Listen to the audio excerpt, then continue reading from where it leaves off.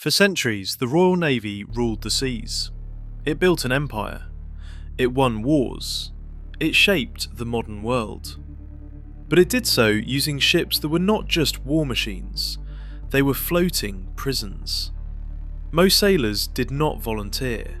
They were taken, forced onto fragile wooden ships that creaked, groaned and splintered as they crossed endless oceans.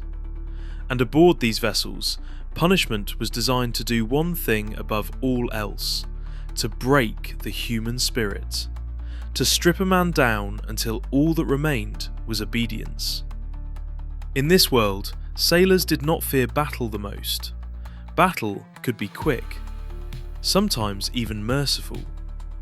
What they truly feared were the consequences of breaking the rules.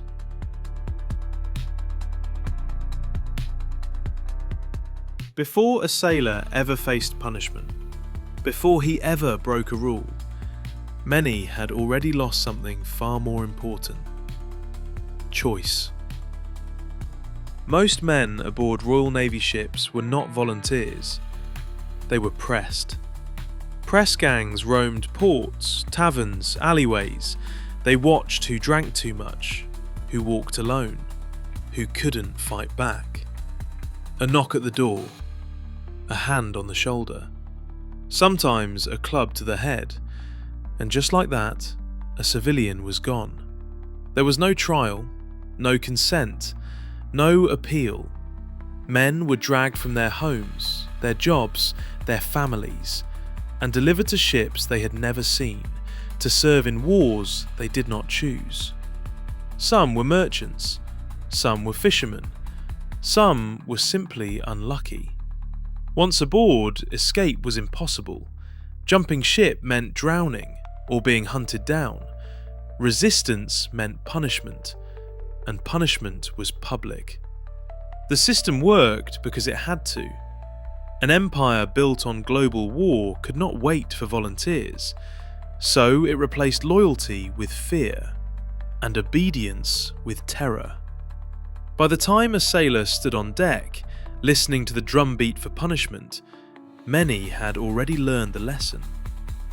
You were not there to be treated fairly. You were there to be controlled. And the rules were enforced with pain. When punishment came, it was never private.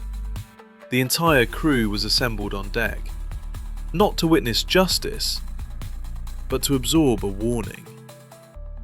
At the centre stood the accused, sometimes guilty, sometimes not. It barely mattered. The weapon was simple, a short handle with 9 knotted cords, each knot hardened, each strand designed to tear skin, not bruise it. The cat of 9 tails. The number of lashes was read aloud: 20, 50, sometimes more. And then the drum began to beat. But the crime that led to this moment was rarely dramatic. Men were flogged for answering back to an officer, for hesitating too long when given an order, for falling asleep on watch after days without rest, for being drunk, even though alcohol rations were issued daily. The most common charge of all was simply called insolence. It had no fixed definition. It meant whatever an officer decided it meant. A raised eyebrow, a delayed response, a look held for too long.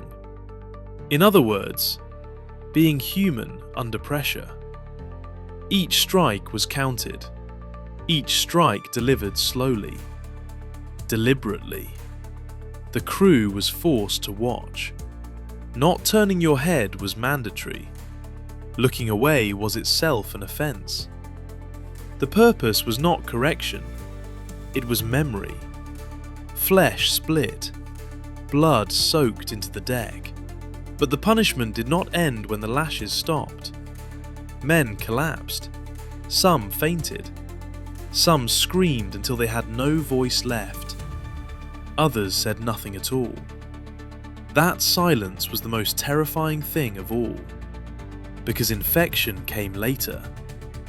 Salt in open wounds, filthy bandages, no antibiotics, no real medical care.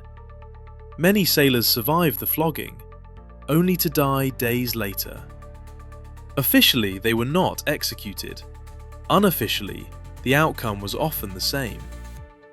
This practice had a name: flogging around the fleet. A man would be taken from ship to ship, receiving a portion of his punishment on each one, not to spare him, but to ensure every crew remembered. This was not discipline. It was theatre, and it worked. After witnessing a flogging, most sailors obeyed without question, not because they believed in the rules, but because they feared how easily the rules could be turned against them. Battle might kill you quickly. Punishment was designed to make an example of you. Few punishments are remembered with as much horror as keel hauling. The image is simple: a rope tied around a man's body, the other end thrown beneath the ship, dragged from one side to the other under the hull, against barnacles, splintered wood, and jagged seams. It sounds like a death sentence, and sometimes it was. But here is the truth. In the Royal Navy, keel hauling was rare, much rarer than flogging. In some periods, it was officially banned altogether, yet the fear of it never disappeared. Why?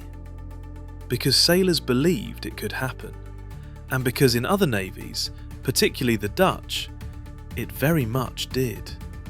More importantly, the myth served a purpose. Keel hauling became the punishment everyone talked about. The story whispered below decks. The warning passed between crews. It didn't need to be common. It only needed to be possible. And in an age with little oversight, with ships weeks or months from land, rules were not always enforced the same way twice.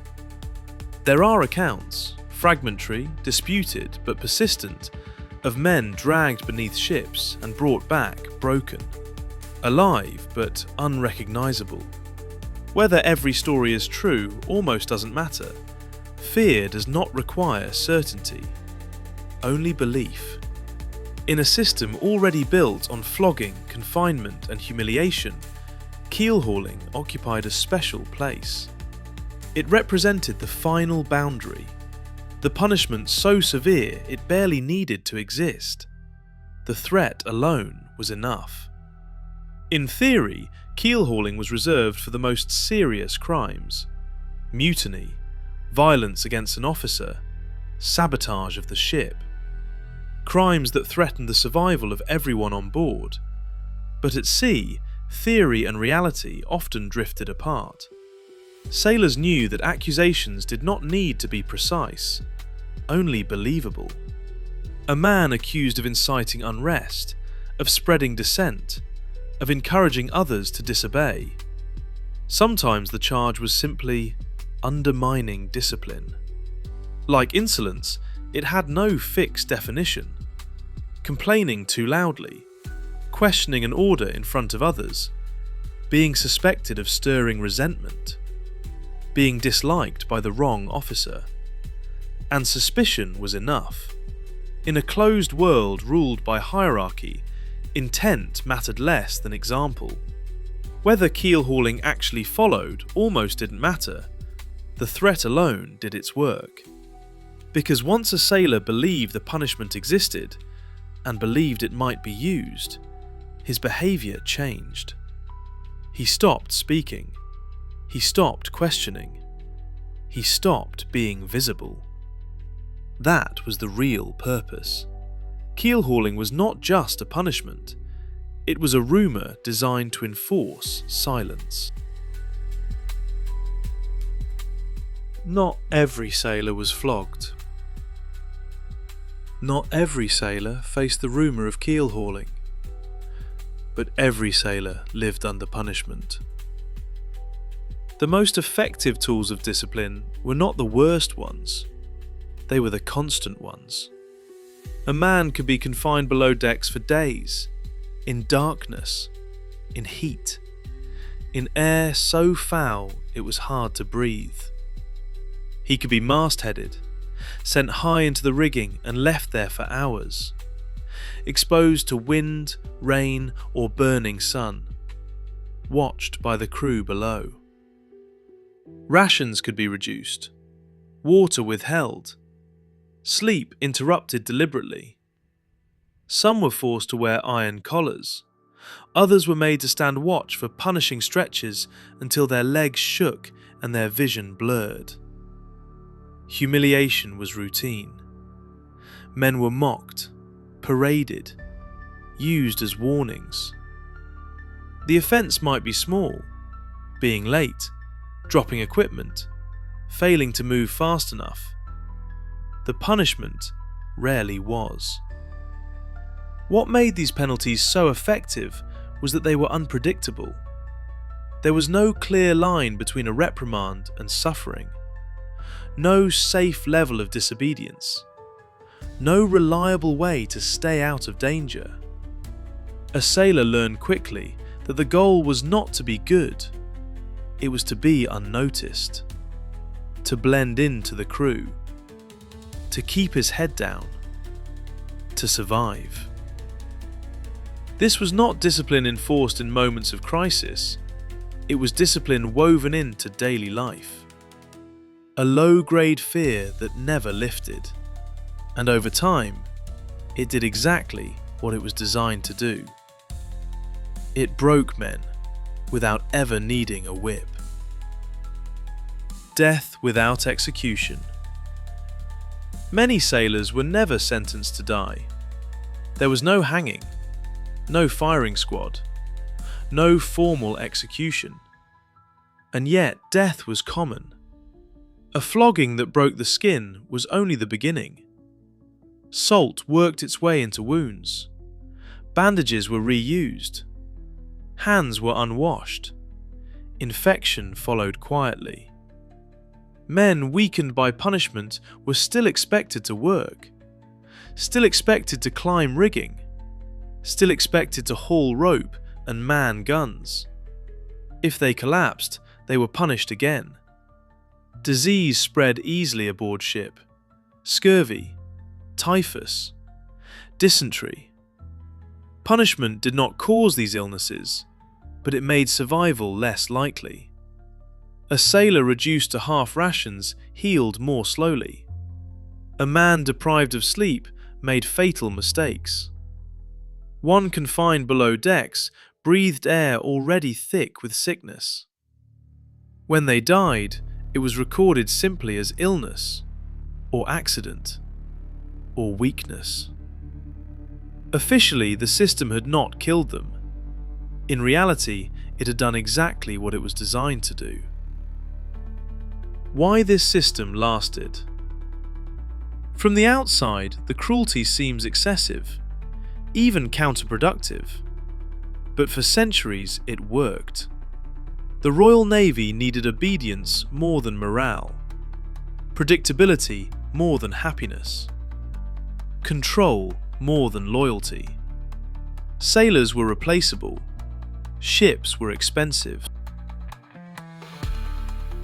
Empires were built on schedules, not compassion. A frightened crew followed orders faster than a loyal one. A broken man questioned less than a motivated one. And as long as the Navy kept winning, no one asked too many questions. Success erased guilt. Every victory at sea justified the suffering below deck. The slow end of brutality, change did not come suddenly, and it did not come from mercy. Over time, the Navy became more professional, more regulated, more aware of efficiency. Trained sailors were harder to replace. Dead sailors were bad for readiness. Broken crews performed poorly. Flogging was gradually restricted, then abolished. Living conditions improved. Medical care advanced, not because suffering was immoral, but because it became inefficient.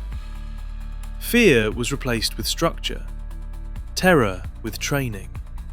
The system softened only when it no longer needed to be so hard. For centuries, sailors feared many things: storms, enemy cannon, the open sea. But the greatest fear was closer than any horizon. It stood on the deck, held the rope, beat the drum. Battle might kill you quickly. Discipline was designed to follow you every day you lived, and that is why, for many sailors, punishment was more terrifying than war. Thanks for watching.